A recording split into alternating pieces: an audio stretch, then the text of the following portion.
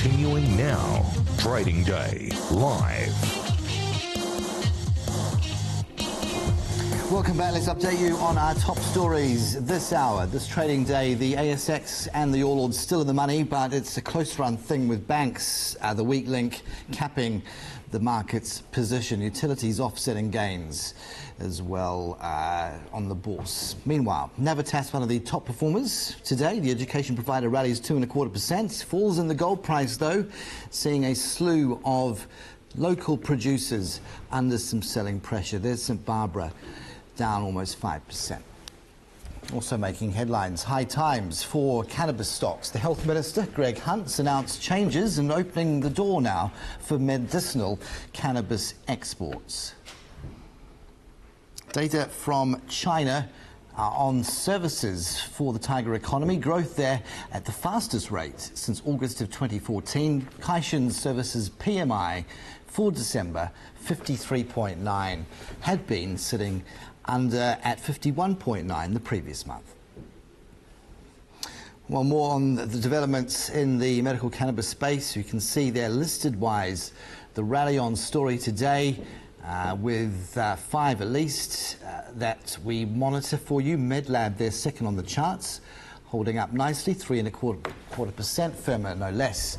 Certainly the notion of Australia being able to scale, to achieve growth in a relatively short amount of time being welcomed and being really asserted by the Federal Health Minister Greg Hunt, announcing that companies here would be finding it a lot easier when it comes to exporting medicinal cannabis.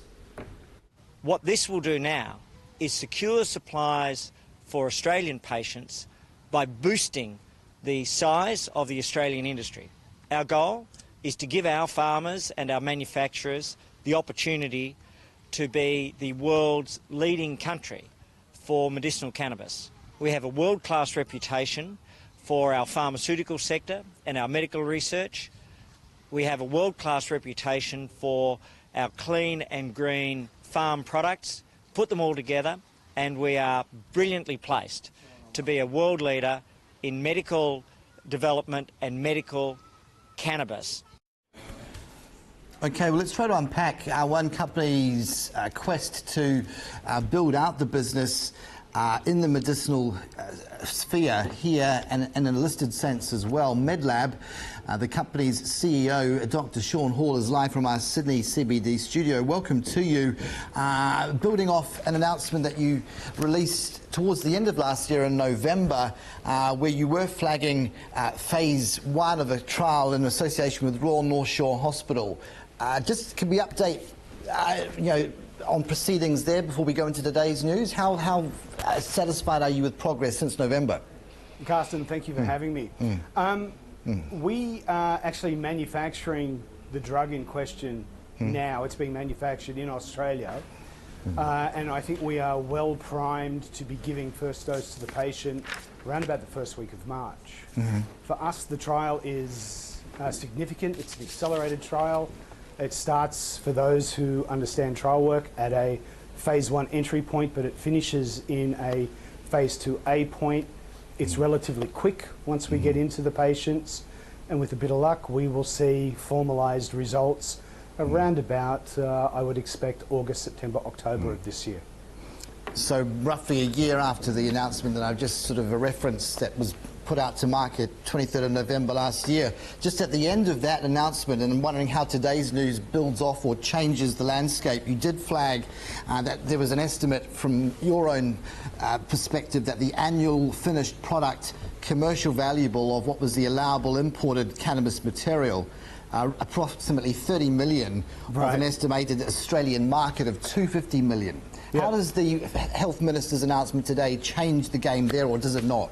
Well, okay, so for us, our concentration first and foremost is Australia. Different to other companies out there, we are actually building a drug that's going to rival, or we propose will rival, opioid use.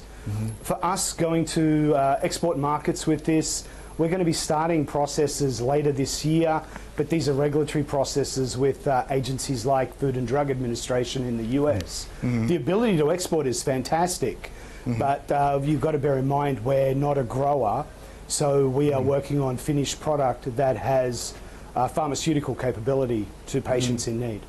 And in time, what would the ideal mix be in terms of the export component of the product, the markets that you can see as opportunities, principally being North America, obviously, but there are others from that. I mean, what would the split be? Australia and the rest of the world? At the moment, we're kind of contemplating that the US markets have a six-fold factor on what we're looking at for Australian markets. And we haven't looked at Canada yet, but we intend to launch with Health Canada at the same time we launch with FDA. Now, you've mentioned FDA twice now. The kind of the landscape is littered with carcasses of companies who have gone in with best of intentions, only to have FDA tell them otherwise. Sure. What are you hearing different to that one to give you that confidence? When you opened the segment, you had a quote from Federal Minister Hunt, and I think it's well put. My experience with TGA and the FDA is the FDA regard TGA work very highly. Bear in mind, everything we're doing here is to a TGA drug specification. When we go before the FDA, it will be with that work in tow, and also with preliminary data from the trial that is about to start at Royal North Shore. So I think we're in a good position. We're not going in with blue sky.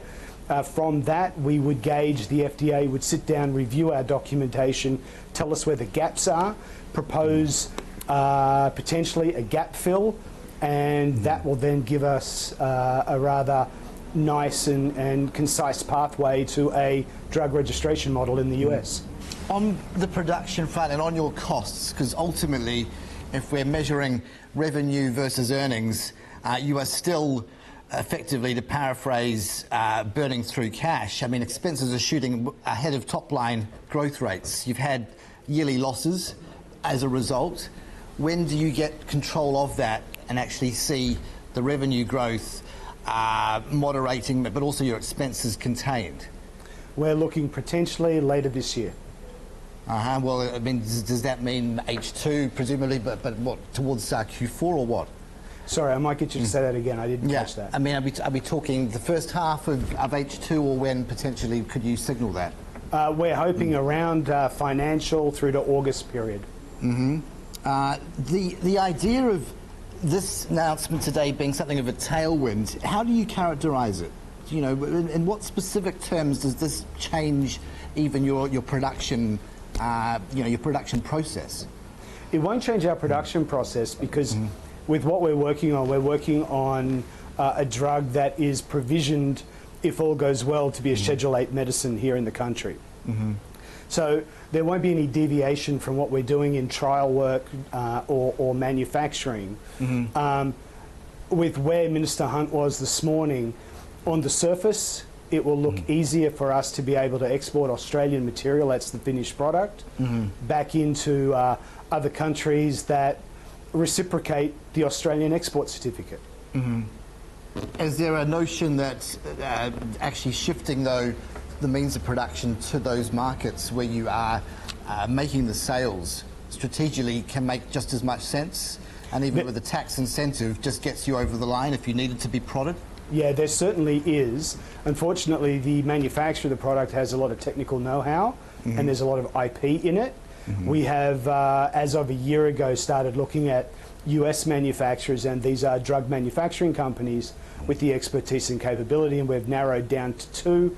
Depending on how we go with our first run of FDA Q&As, we would probably see ourselves talking to those 2 people in a lot more detail. This, unfortunately, is not something I can toll at any manufacturer. On one hand, we're protective of the intellectual property and the patents around the delivery platform. On the other hand, the material comes in as a high-yield resin, and it must be told with extreme precision in efforts for us to get the drug that we're looking for. So there's room for error. It's not something that can be rushed.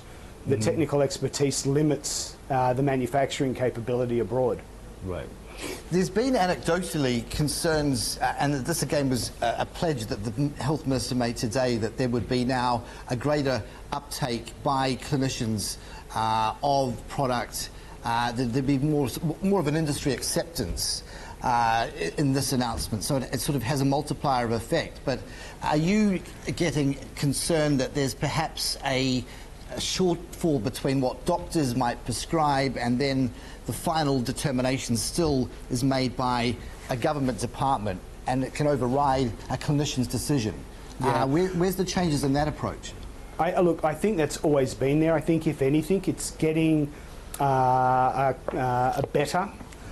every step of the way. I was elated to see that late last year, when the TGA proposed changes to the special access scheme, and that's ratified from both federal and from state, that they actually started to indicate timelines to which the agencies would respond to the applicant, in this case the doctor. From a doctor's point of view, they want medical guideline. You know, how much do I give a person, when, where, how will it interact with other medicines, will it complicate or will it ease the patient's condition? And there's a lot of anecdotal stuff out there, but unfortunately medicine deals in science. So I think as we're progressing down this, the science is catching up. The government is still erring on public safety, and I think, to be perfectly honest, the TGA has done a very good job in marshalling that. We've seen on many occasions the government has an appetite to foster Australian business, including the release from Minister Hunt this morning. So I think the government's with us, but as Minister Hunt said, you know, we're regarded as a very safe nation. Our work here is very thorough, and that's the work he wants to export, and I, for one, kind of agree with that. Big Pharma, how much of a quest personally are you on to sort of get yourself around the table with them to be able to take this one to the next level eventually, and what's realistic there to expect? We have several discussions already underway. The compelling issue for Big Pharma is the regulatory guideline, both here and abroad, is still not hard and fast, especially in the US. Whilst various states have legalised some form of use of medicinal cannabis, be it recreational or otherwise, the Fed has not intervened and put down federal law. So I think until the agencies have a hardened, true approach to what a drug registration package may look like, Big Pharma will approach this space with a lot of caution.